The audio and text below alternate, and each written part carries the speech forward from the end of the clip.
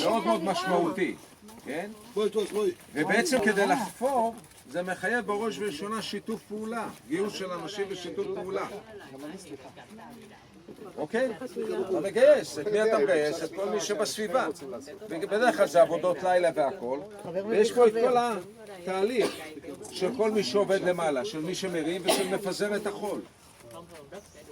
אמרתי לכם שהחול הוא דבר מאוד מאוד מהותי, כי אם מול גופי מודיעין, חיים כל הזמן אומר מודיעין.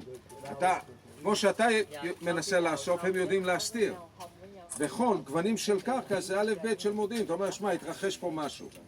הנושא של הזכרנו את הסרט חומות של תקווה, אתם זוכרים?